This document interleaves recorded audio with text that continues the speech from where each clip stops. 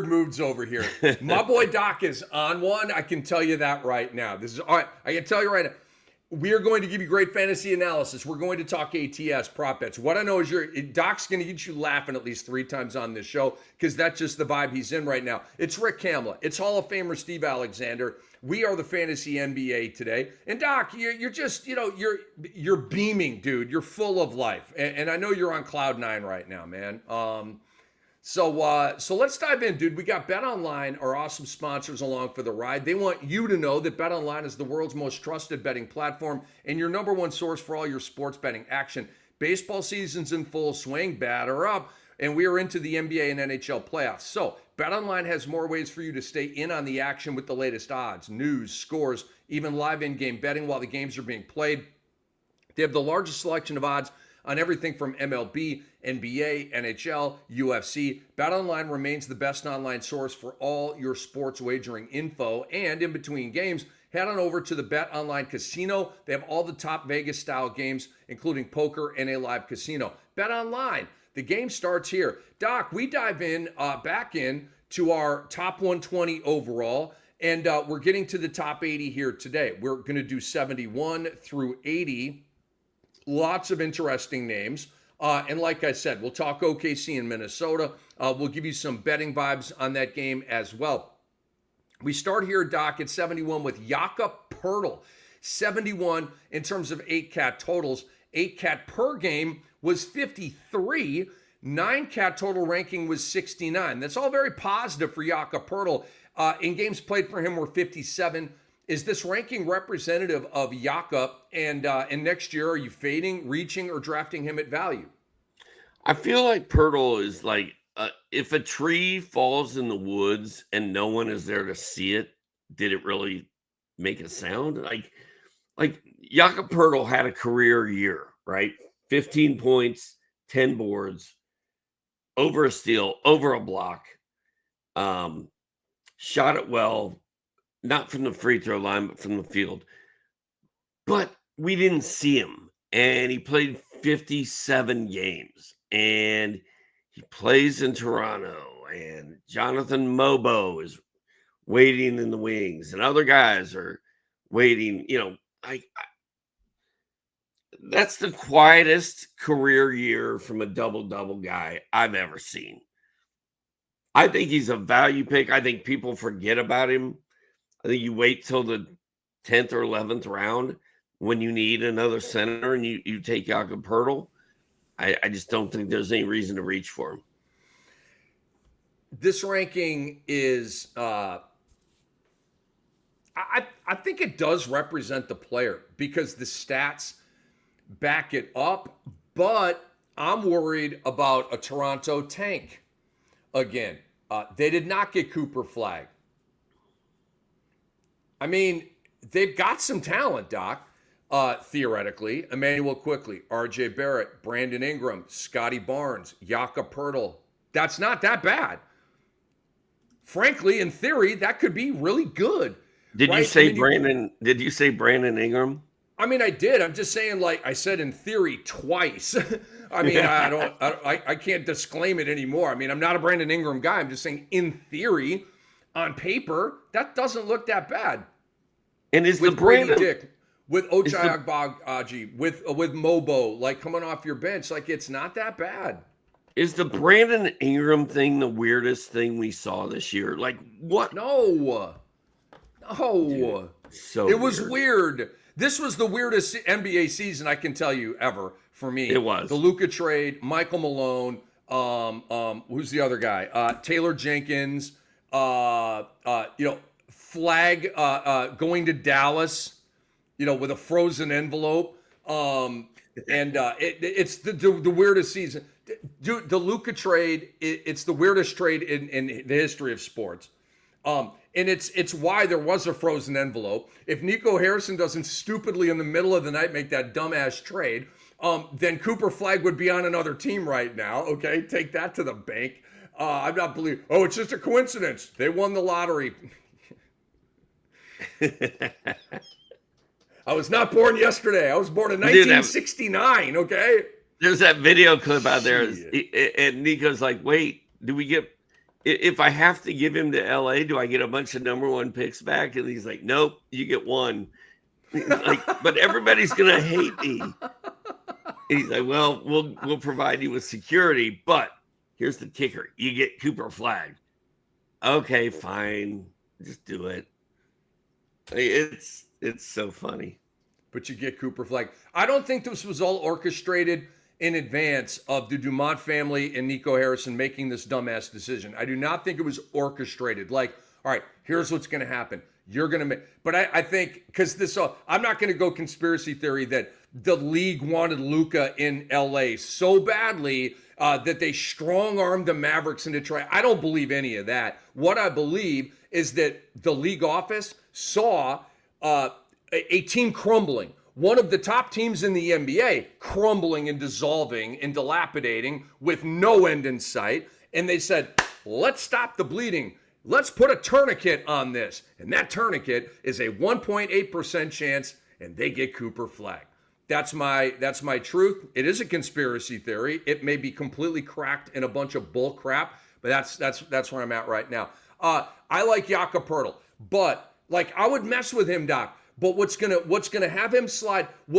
So he's like a tier 2 center, right? Not tier 1. But he feels good as like a tier 2 guy, right? With Brook Lopez, maybe in the group with Alex Sarr, maybe in the group with Zach Edey, like guys like that, like kind of attractive. Like I'm kind of liking him heading into the year. But what's gonna have Poeltl slide to maybe the end of that group is the lack of like real upside, the home run that you like to talk about.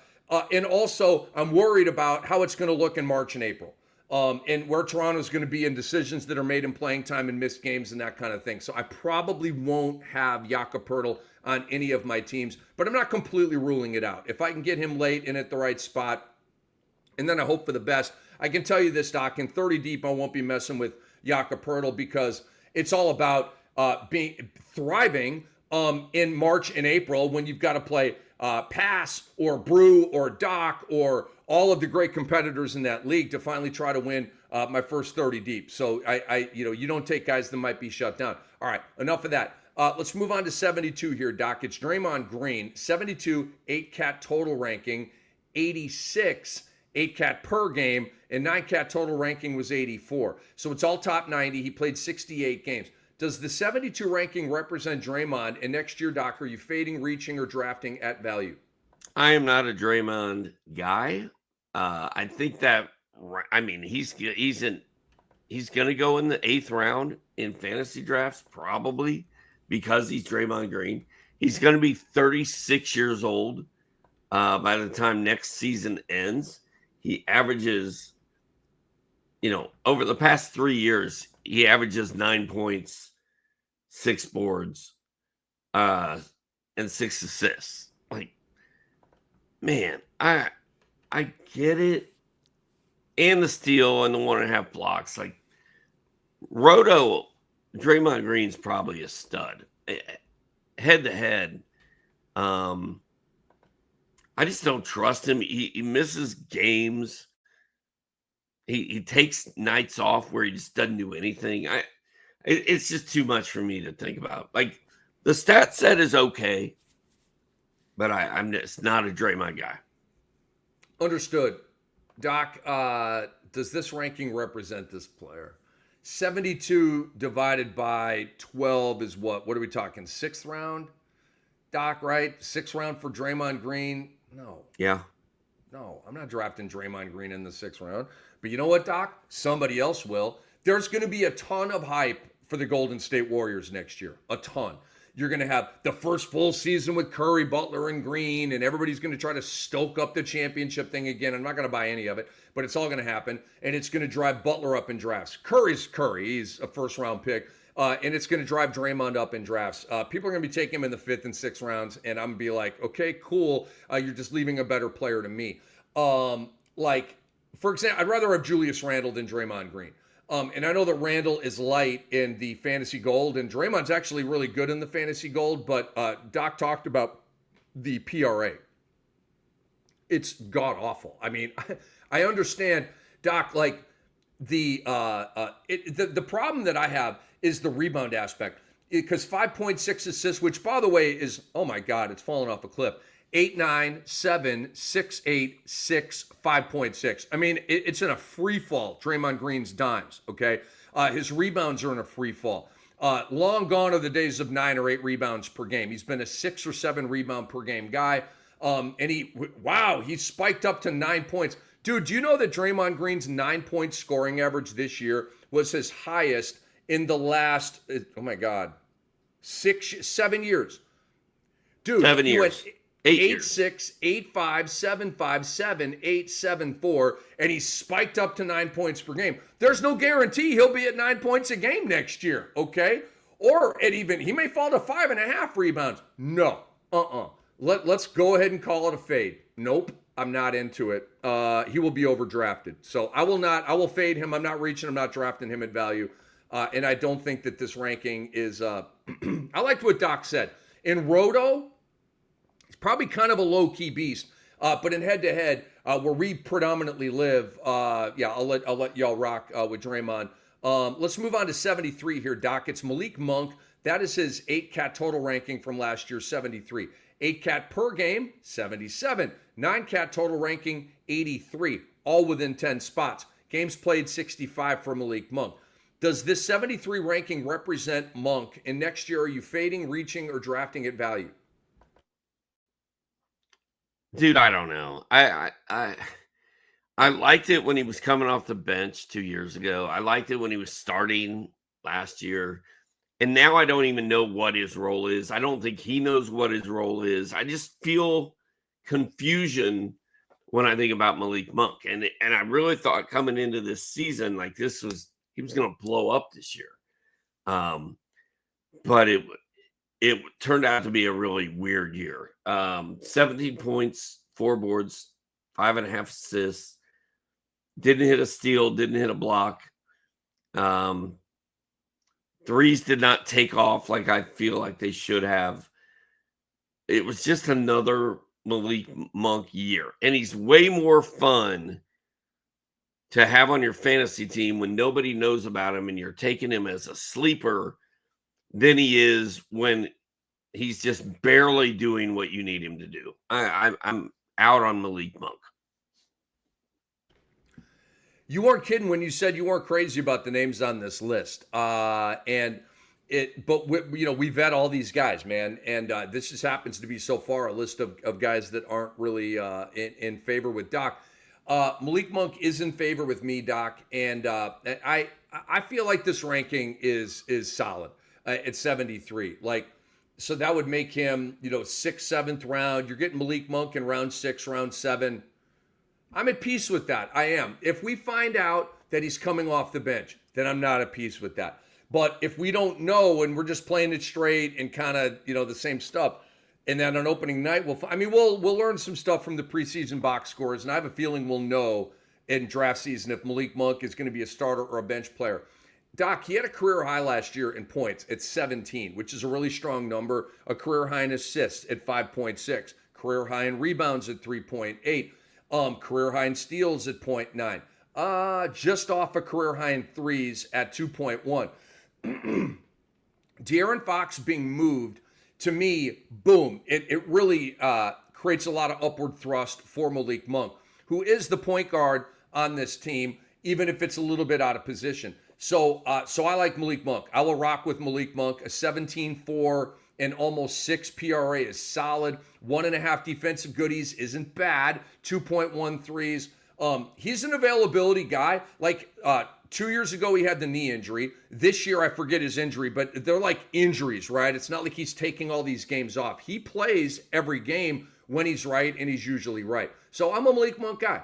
I will not reach, okay, but I also will not fade. I'm an at-value guy for Malik Monk. 74, Doc, is Russell Westbrook. Believe it or not, folks, Russell Westbrook, 74th in 8-cat total ranking. His 8-cat per game was 110. His 9-cat total ranking was 131.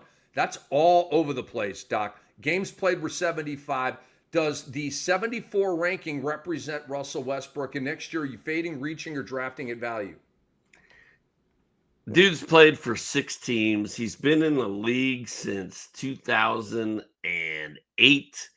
Um, he's on the downside of his career.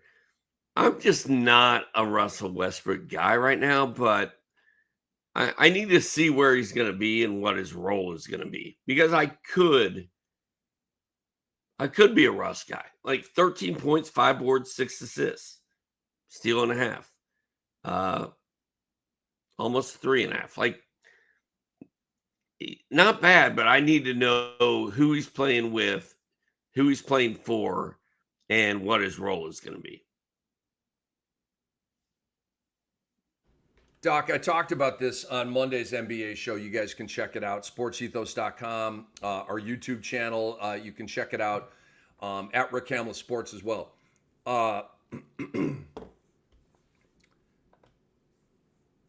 I believe Russell Westbrook, Doc, needs to pick up the option on his contract. He has a player option.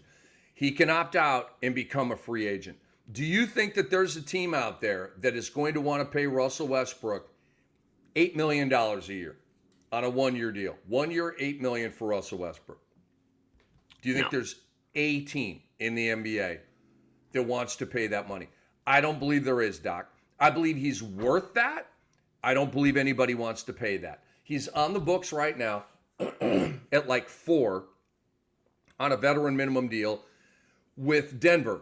I think he needs to pick up that option and stay in a spot where he's thriving, okay? And he's comfortable in his role and very good in his role, as opposed to going to another team. Oh, man, I might start. Well, guess what? You also might play 10 minutes off the bench, and you might... all kinds of indigestion, I'm sorry. Fall out of favor with your coach, blah, blah, blah. You're not falling out of favor in Denver. They love you up there, okay? So if Russell Westbrook comes back, Doc, to Denver, which I think he will, am I drafting him this high in a draft in the 6th, 7th round? No. Not even close. So, but end of draft, yeah, I'll mess with Westbrook. I will. Jamal Murray is a game misser, by the way, and so that always kind of shoots up Westbrook. Aaron Gordon, unfortunately, has turned into a game misser. So I will mess with Russ at the back end of draft. So I'm definitely going to fade him at a 74, and I don't even know if I would take him at value, Doc. I think he's a guy that falls in a draft. I'm like, wow, Westbrook is still there? Okay, I'll rock with that. But you did a good job of talking about his stats. Pretty solid, right? I mean, the stat line last year, 13, 5, and 6. It's better than Drew Holiday, 1.4 steals. It's better than Drew Holiday, 1.3. His 9-cat total rank was 131. Like, that feels like where I'm going to look. If we get to round 12, wait, Russell Westbrook's still here? Exactly. And I can take him or a bunch of old guys who I don't care about. That's when I'll look at him. But his rank is too high, I think. He's still a really good PRA guy, man. He's arguably the best PRA guy in league history. 4 triple doubles over a 5-year stretch. You think about the PRA guys, it's Oscar, it's Russ, it's Jokic, LeBron. I mean, a lot of guys. But by the way, we got the MVP announcement last night, Rick. Who won? Would you like to tell us? No, I think Shai Gilgeous won. We're recording this. Pull back the curtain. It's Wednesday. I think Shai's going to win. But man, these PRA guys and the MVP and everything, like Russ was real, dude. He was the man. Not anymore. Indeed he was, man. Indeed he was. All right, so let's move on here to 75, Doc. Trey Murphy. So Trey Murphy, 75 in 8-cat total ranking. 8-cat per game was 34. 9-cat total ranking was 75. And he played 53 games. Obviously, he suffered the torn labrum. Does the ranking of 75 represent Trey Murphy? And next year, Doc, are you fading, reaching, or drafting at value? I think it does represent. Now, how long is he out? Like, do we know when he'll play? Do you know? I personally am estimating that he will miss 2 months of the season. based on the usual recovery time of torn labrums. And when he suffered his torn labrum, I've done the math on it. And look, if we hear he's ahead of schedule and all, then that calculation may change. But maybe I don't know, maybe Andre can help us out with this. But that's what I'm estimating. That's the math that I'm working with, is that Trey Murphy will miss a couple of months and be back probably around like Christmas, somewhere in December. Yeah, I'm probably out unless I can get him at the very end of my draft and stash him on the IR. I feel like Trey Murphy, if he was coming into this season healthy, I would be all in on him. I love his game.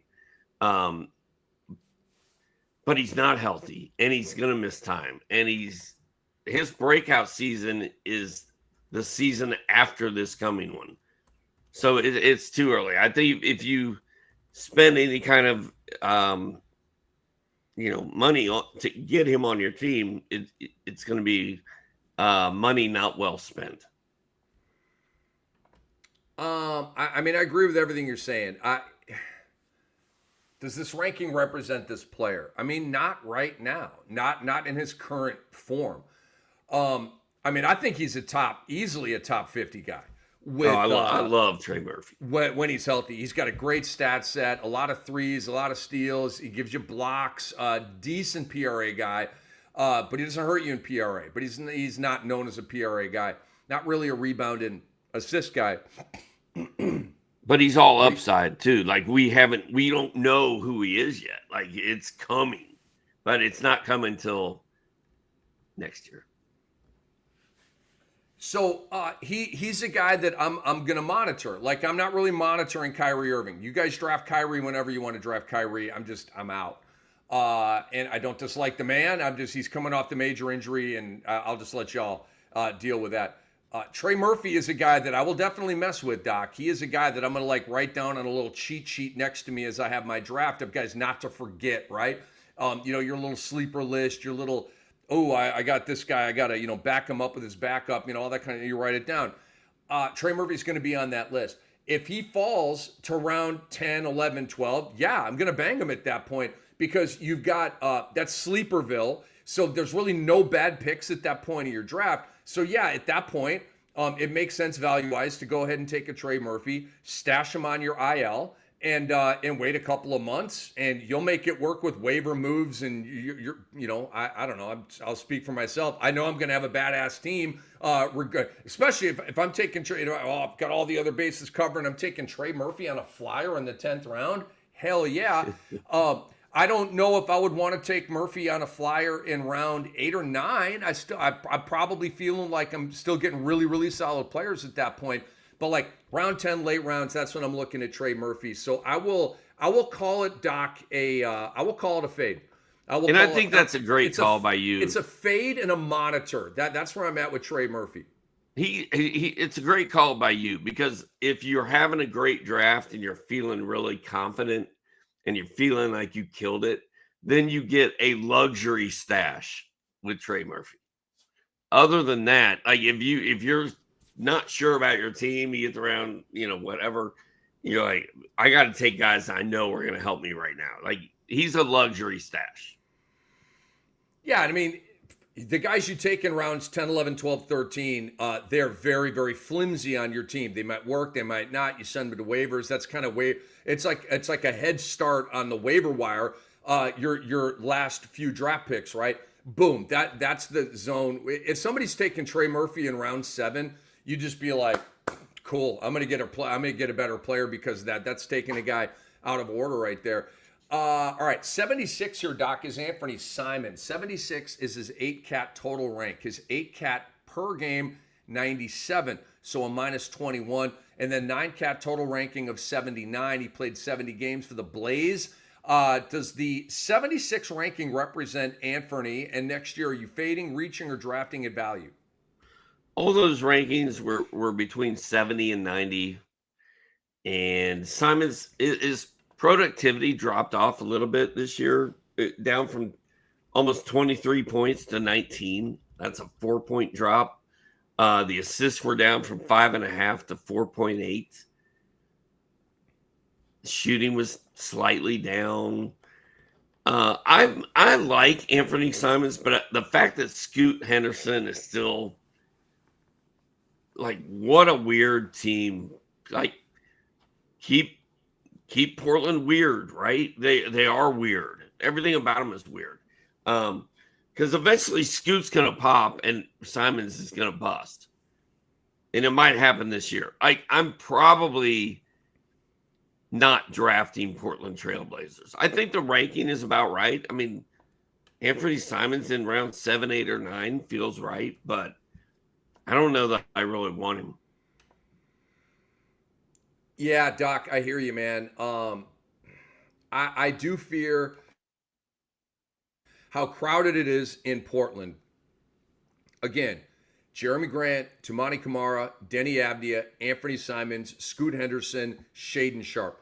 Don't forget Shaden Sharp. And I know you're not. And then you have the centers, right? With Ayton and Klingon and maybe Robert Williams and all that. They got depth, dude. They got dudes in Portland. Oh, and by the way, don't forget our boy Delano Banton either. We love Delano Banton around here. Silly season hero that he is. Love Delano Banton.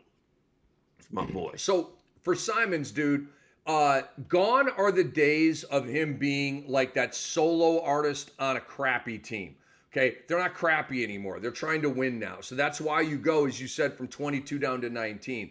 The rebounds are completely insignificant at like 2.5 a game.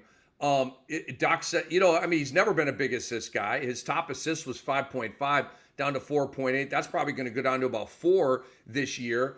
The defensive stats are hideously gross. The 3 ball, really strong at 3.1, and he's been at 3 threes per game 4 straight years. So I think that remains static.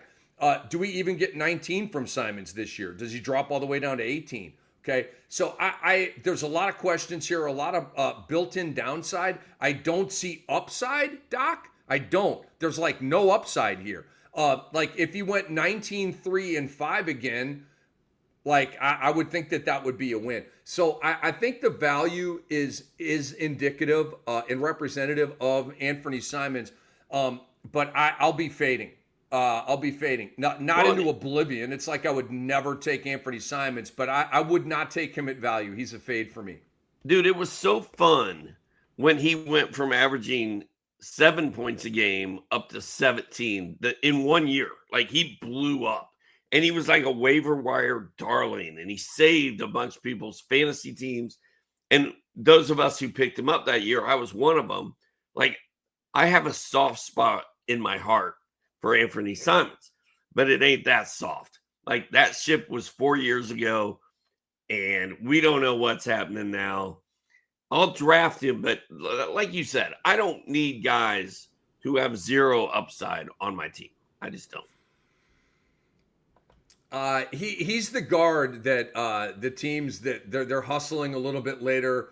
God, I got to get a guard. Anfernee Simons. All right, you're not going to be that happy with him. You're not, because you got to get. I don't know. You need dimes and steals from a guard, especially a point guard, and he's just not good in those categories. All right, 77 is my boy Walker Kessler. Ooh, I love some Walker Kessler. 77 was his 8-cat total ranking. 8-cat per game was 65. 9-cat total ranking was 67. All right, 77, 65, 67. He played 58 games. Does this value represent Walker Kessler, Doc? And next year, are you fading, reaching, or drafting at value? Well, I'm glad he bounced back, because last season, the season before this one, 8 points, 7.5 boards, 2.4 blocks. Like, I think we were all like, wait, what just happened? Why are we not playing Walker Kessler? Dude, he played 23 minutes a game the year before last. This year it was up to 30. Oh, and what happened? The numbers 11, 12, 2.4. So everything's heading in the right direction with him. Like, I like him. You want to talk about a guy with upside? It's Walker Kessler. Can he get through 75 games? I'm not as worried about Utah not using him. I'm in on Walker Kessler. the ranking that you gave, 70. Yeah, I think he'll go before that. I think he's going to go in like round 5 or 6 in fantasy drafts, maybe round 4. Yeah, I'm gonna fade round 4. I still have the dark cloud off in the distance. The day is rather sunny. Doc's got sunscreen on. I don't. I'm trying to get tan over here. So like, but we're at the beach. We're having fun. I probably got a White Claw. Doc's got. I'm under a tent, bro. I'm not even messing with the sunscreen. I'm just straight up shade. Straight up shade. Drinking what? What kind of beer you want to rock at the beach? Oh, I will have some sort of IPA making me fat. Right. Yeah, I understand. Have you ever had High Life? You ever heard of that? Absolutely. I love High Life. Dude, we were in Alabama. I'm not a huge beer guy, but I like High Life. I do. I F with High Life.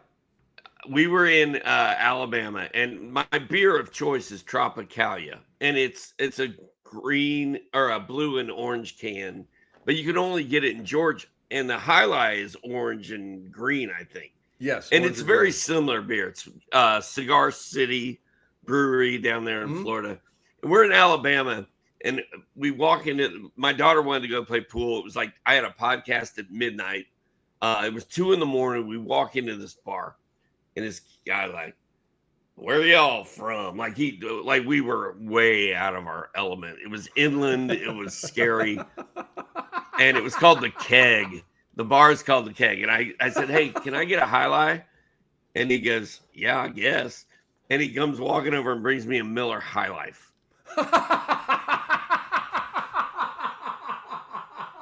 And I go, "Oh, I ordered a High Life." He goes, "I don't even know what the hell you're talking about." He's like, "Drink your champagne of beers and shut up before I go get my shotgun."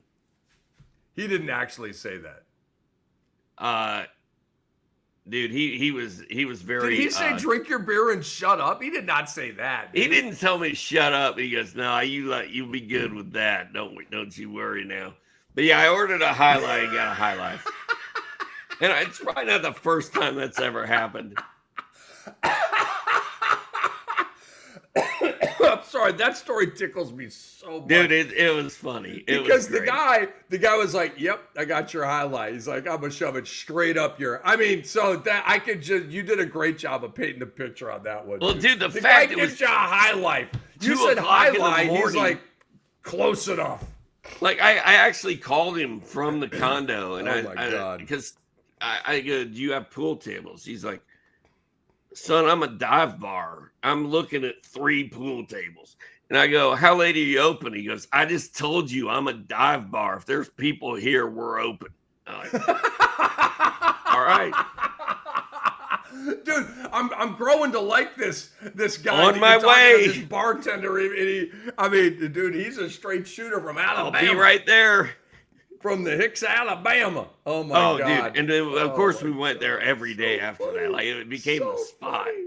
It was awesome. Did you continue to get High Life instead of High Life? That's all I drank the whole time I was there was High Life. Once I had one, I was like, High Life. Keep the champagne of beers coming, boys. Oh my God, is that funny? What a great story. All right, where the hell are we? Walker Kessler. And so I'm still hung up on the tank and how many games he's going to play. And I will rock with Walker Kessler, but it's got to be on my time. I'm definitely not reaching.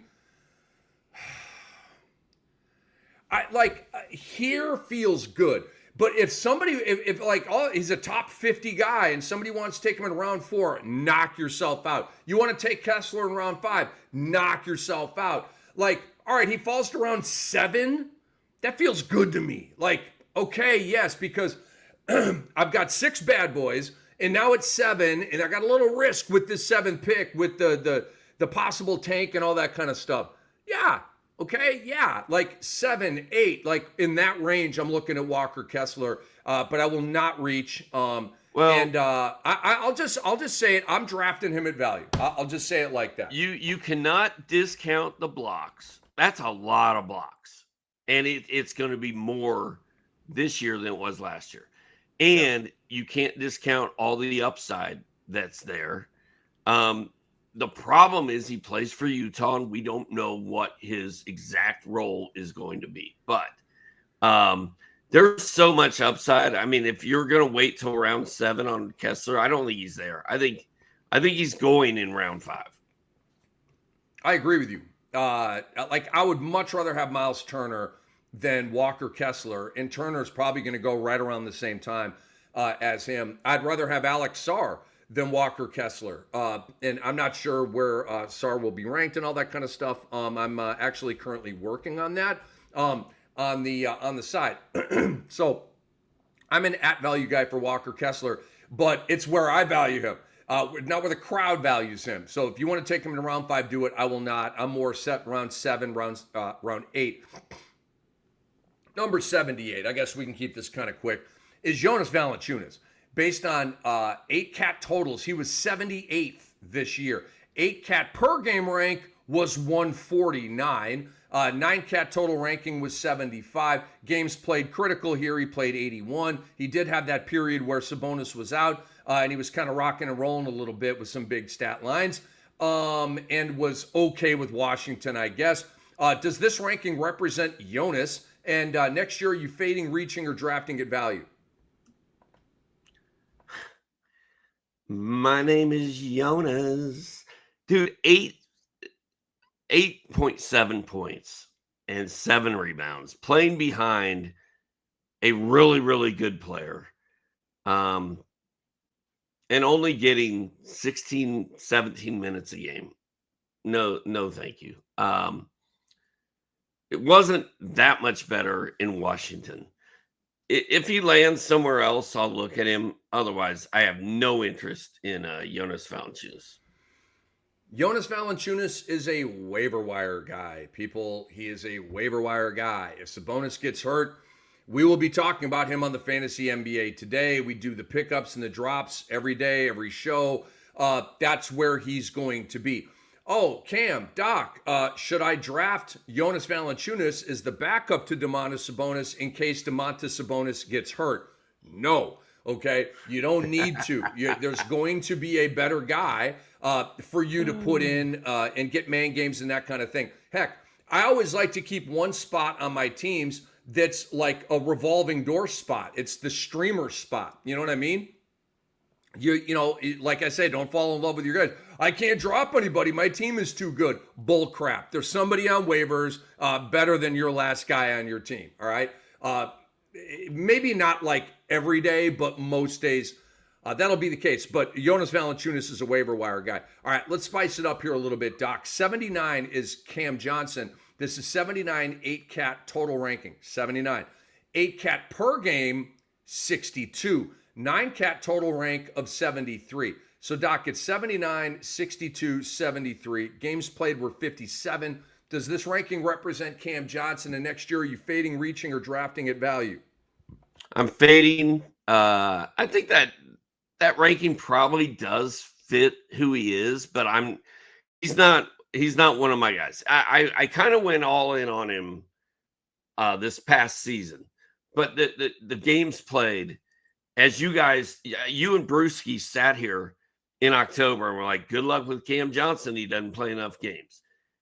His game log, games played, starting from this year and going backwards, 57, 58. What's 25 and 17? That's like 30 or 42. 42. 66, 60, and 57. There's not one 70 in there, and he's been in the league for six years. I just don't trust him. He plays for the Nets, which that team is a disaster.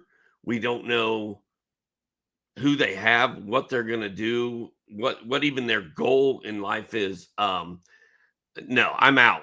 I'm fading. I'm out. So, me too.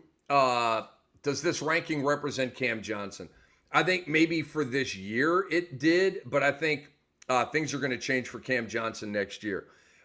So the question about fade, reach, or at value.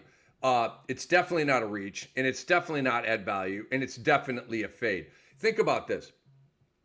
Theoretically, Cam Thomas is going to be healthy and be their number one in playing. You still have Nick Claxton. And Doc, they have, I believe, the most salary cap space entering free agency this summer. If they're not number one, they're like near the top, right? But I'm pretty sure they have the most salary cap space. And I've been saying this for a while. Jonathan Kuminga needs to be signed and traded to from Golden State to Brooklyn. And so Kuminga can be in a situation where he can blossom and develop. And by the way, that wouldn't look that bad. You got Kuminga, you got Cam Thomas, you got Cam Johnson. I don't hate that configuration. You need a point guard up there in Brooklyn. Maybe you go get Fred VanVleet, add a little vet after maybe he's not brought back to Houston. I don't know. Or Brooklyn may do none of that stuff, and they may just want to completely tank. At which point I will flush all of these guys. But right now, Doc, it's not a tanky fade for Cam Johnson. I'm anticipating a lot of talent being around him, and he won't have all the opportunity. And he's coming off a career year, Doc. This is the best year he had. And I just don't think that's going to happen again. I think the circumstances and I think the cast around him will change, and that will greatly impact his fantasy numbers in a negative way. All right, Doc, Jaylen Brown is our last guy for this show at number 80. In terms of 8-cat total ranking, 80. 8-cat per game was 74. 9-cat total ranking was 96. Games played were 63 from my guy, JB. Does the ranking of 80 represent Jaylen Brown? And next year, are you fading, reaching, or drafting at value? Yeah, I think 80 is who he is. Maybe 90. But he always gets drafted way higher than that because his name is bigger than his fantasy game. 2 years ago, he averaged almost 27 points a game. This year it was 22. Can he be an alpha dog with Tatum out next year? His numbers should be up next year. Like, if you're going to ever draft Jaylen Brown, I feel like this coming year is the year to do it. But I'm not a huge Jaylen guy, and I think to get him, you'll have to take him in like round 4 or 5 because that's where he goes. But his numbers don't justify it to me. I'm fading, and I'm out on Brown. I'm completely opposite. Assuming I got to put a subject to change asterisk on this, Doc. He's got the partial meniscus tear. And as we speak right now, we still don't know if he's going to have surgery or not. By the way, Andre Lemouche confirmed that the Nets, he said, seem to be by far the number one team with projected salary cap space.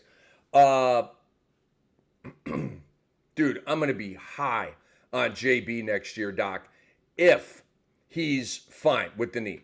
And here's why. Pardon me. Do you remember the year that Scottie Pippen had when Michael Jordan retired? You remember that? Mid-90s?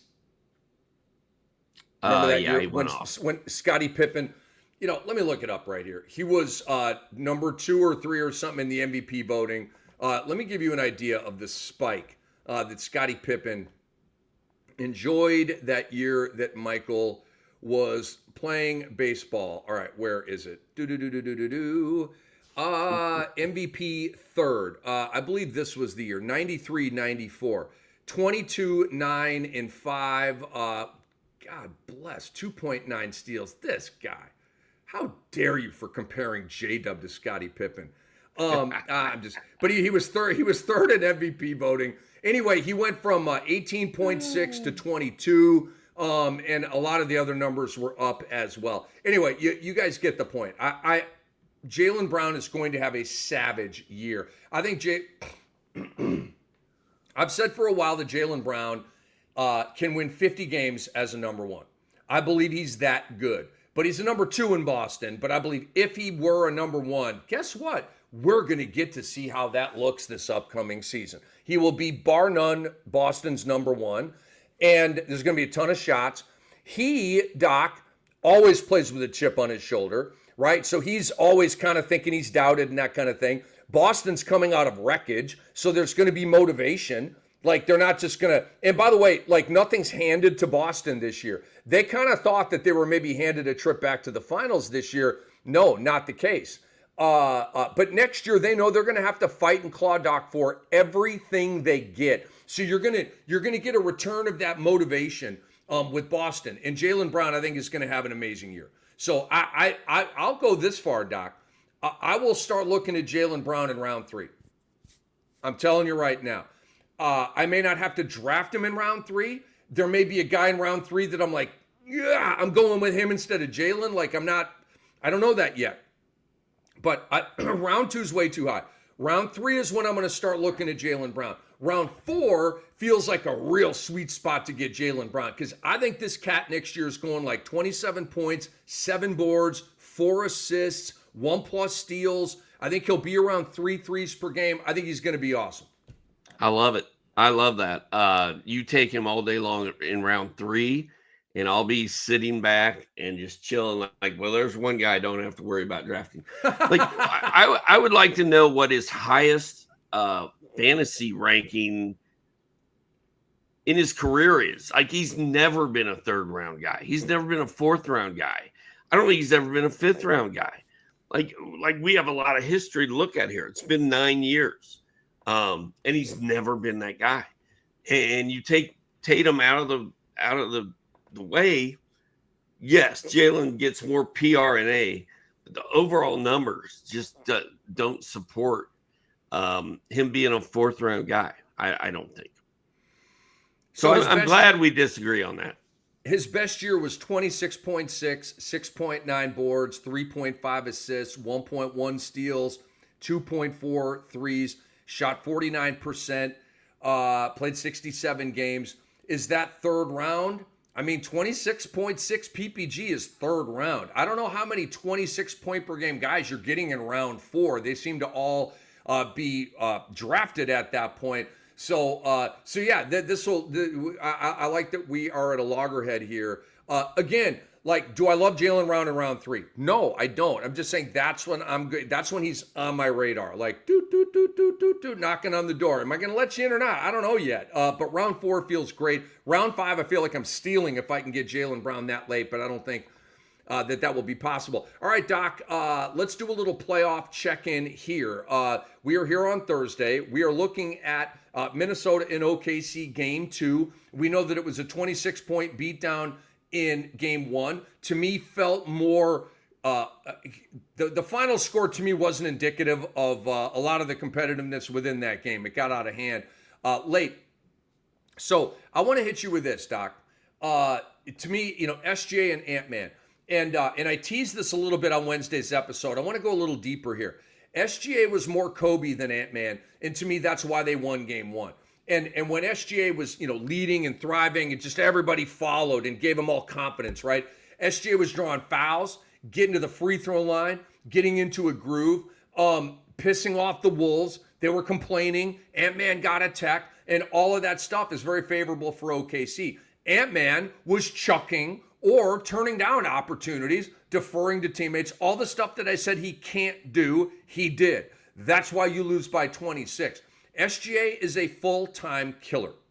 Full-time. He does not have a switch. He turns it on, and I'm in killer mode, man, and he leaves it on. Ant-Man turns it on, turns it off, turns it on, turns it off. I'm in Sprite mode today. I'm Anticlaus, or I'm in the Grant Hill commercial, or I'm this guy. Oh, today I want to be Kobe, and I want to be that mofo, right? We don't get it all the time, okay? Dude, SGA was a ball hog, dominant volume stud. 31 points in game 1, 10 of 27 shooting, 11 of 14 from the free throw line. It was not efficient, but it was effective because he needs to be the guy doing this. Ant-Man needs to be the guy doing this for Minnesota. He took 13 shots, had 18 points. It's not even close. Dude, we were talking about it in the previous, when Ant-Man in those games against Golden State was taking like 25 shots, 27 shots. I'm like, yes, this is it. This is how it's supposed to look. Why does he not understand this, dude? he got put in the torture chamber. He got Caruso'd. Come on, Oklahoma bro. City He's an unguardable player, bro. When he's bringing it. Oklahoma City has guys that can guard him. And the fact he didn't score a point in the fourth quarter says a lot, man. And when we talk about the next face of the league, I think it's SGA. And he does it silent. He's like the silent assassin. He doesn't talk. You don't hear anything from him. You don't hear him about wanting to kill everything in front of him. And Ant, like you said, it's up or it's on or off. Like there's a switch. With SGA, I mean, he just does it every night. And the whole reason Oklahoma City was in that game is because, the whole reason Minnesota had a good first half is SGA sucked in the first half. As soon as he started playing well, it was lights out, game over. I hope the Timberwolves can bounce back in game 2. I don't think they're going to. It's 7.5. I'm all in on OKC again. By the way, Doc, Jaylen Brown was a third-round guy in 22-23 and a third-round guy in 2021. Just saying. Thank you, Andre Lamouche, for helping out with that. Third or fourth round, because if you're in a 12-team draft and you get late 30s, that's now into the fourth round because 36 picks would be the top 3 rounds. So right at the edge of round 3 going into round 4. He has lived there 2 previous seasons. And he was probably taken in round 2 in both of those years. Just saying. I don't know about that because he was kind of on the come up at that point. I would disagree with you there, but maybe round 3. But again, he's on my radar in round 3. Might take him round 4. He's not getting past me. I love me some JB. I think JB is going to be on the. He's not going to say it publicly, because he wants to be a team guy and all that kind of stuff. But I think this year he's like, I'm going to show all these mofos what I can do. And no hate on Tatum at all. Just like, this is what it is. I have a golden opportunity here to just absolutely freaking flex on these dudes and show them that I can be a number 1 alpha, which my boy Rick Kamla has been talking about for years. I've been saying this guy is a number 1 alpha who, like you say about Jalen Williams, and I agree. I think J-Dub could be a number 1, but that's why they're so freaking good. One of the reasons is because you have a number 1 in the number 2 role. And Boston has a number 1 in the 2 role. Okay, that's how you get ahead and all that kind of stuff. Just a couple other thoughts here, and we'll move on to betting angles. Jaden McDaniels, Rudy Gobert, and Mike Conley, 3 starters for Minnesota, all sucked in game 1. They combined for 16 points. Jaden McDaniels was in foul trouble. He hit a couple of shots early, and then it was a foul fest. Okay, Jaden's got to play smarter, and I know it's hard. The guys you have to guard they're incredible, okay? But if he falls in foul trouble every game, Minnesota has no shot because they do need some scoring from him and they need him to be, defending without fouling. That's all really, really huge stuff heading into game 2. Dang it, pardon me. This Diet Mountain Dew is just bubbling up in me, bro. I got to chill out on it, I guess. You should be drinking water, dog. I do drink water and Diet Mountain Dew. Not at the same time though. All right, let's get into some ATS and some prop bets here, Doc, and we'll close this baby out. I think you just said you've got OKC minus the 7 or 7.5. I'm gonna take those points. Okay, I liked what I saw from Minnesota in the first half. I liked what I saw in terms of how they were defending Shea. They were bracketing him. They were showing him a lot of bodies. There were layers of wolves, and I just liked it. And then they lost their way because I think they started letting the rest get in their brain, and OKC just swelled on them. And so Minnesota, and again, it comes back to Ant-Man, but I think we're going to get an Ant-Man game. I do, Doc. I don't like that he needed to be sort of shoved against a wall. All right, now I'm going to come out and fight. Like, bring the fight. Punch first, okay? He didn't punch first. He got punched, but now I think he's going to punch back. I don't know if Minnesota's going to win this game. I don't feel great about that right now. I need to see it, and I felt really good about them winning the game in the first half of game 1, and then it got away. So, look, there will be no vibes on Minnesota in this game. Basically, late third quarter, right, is when Like, do I trust them or not? Are they really in this game to win this game or not? I'm going to have to play it out that long. But pregame, I will take the Wolves plus the points here, Doc. They got to clean up the turnovers. They committed 17 of them. I mean, in the first half, how many times was there a guy dribbling the ball? Like, you can't be a ball stopper against OKC. What do? They run around, knock the ball away, run out bucket, okay? They did that like 5 times in the first half. It was one of the things that got them back into the game. Like the Wolves just falling asleep, dribbling, ball stopping, and OKC's like, give me that. Minnesota's got to fix that. But I will take the Wolves here plus 7. Doc, you got any prop bets? I was just going to say real quick, like, I think that Oklahoma City and Mark Daigneault is like, Julius Randle can do whatever he wants, but we're shutting everybody else down. Randle was 9 of 13, had 28 points. He had 20 of those in the first half, only scored 8 points in the second half. And I don't know if Oklahoma City had a plan against Minnesota's bench, but Naz Reid was 1 of 11. Dante DiVincenzo was 3 of 14. And Nickeil Alexander-Walker was 3 of 11. You know the bench is not going to play that bad in game 2.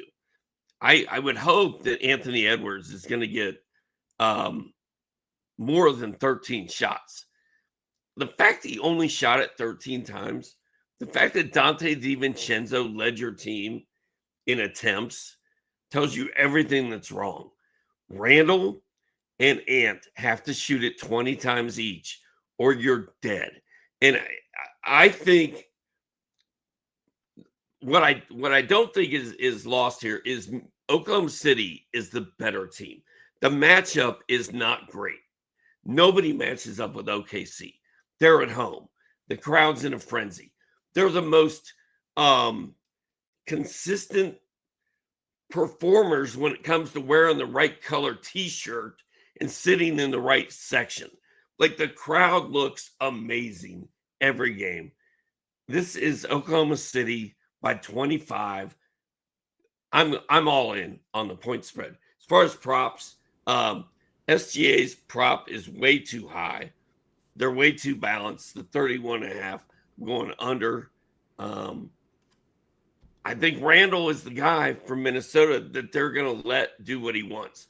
So I like Randall over the, 17.5, whatever it is. 19.5. 19.5. I like Randall over. The rest of that, I'm staying away. So I'm on Randall as well. He's rolling. He's been over this number in 5 straight and 9 of the last 10. And I think he's going to hit it again because he has to. I'm over on Ant-Man, Doc, at 24.5. 18 points on 13 shots. That's all going to change. I'm also under on SGA, Doc.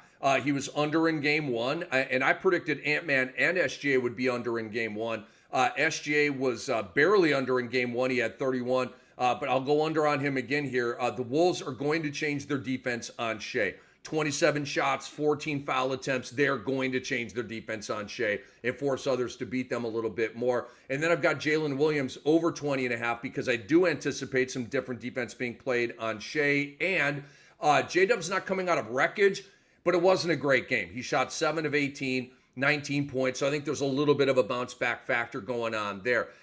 Just want to let you know, guys, Memorial Day is coming up on Monday. We were shifting our schedule a little bit for next week. We're going to go live on Tuesday to Friday, okay? So instead of Monday to Thursday, we'll go Tuesday to Friday. We'll have a Fantasy NBA Today show for you all 4 of those days. We'll be tracking all the fantasy, continuing our top 120, and looking at all the playoff action as well. Doc, good luck to your Indiana Pacers. Good luck with all your wagers. Hopefully I kick your ass in our WNBA fantasy league. And we are out, guys. For the great Dr. A, for Andre Lemouche, I am Rick Kamla. Couple of reminders. Please go to sportsethos.com. Subscribe to our work over there. We work hard to help you win cash, to help you win leagues. It's low dough. It's big bang for the buck. And then our app. Go to your favorite app store and download the Sports Ethos app. Comprehensive blurbs, like just continuously for NFL, MLB, and NBA as well. We have the tools to help you win, and we are out. This episode's been brought to you by BetOnline.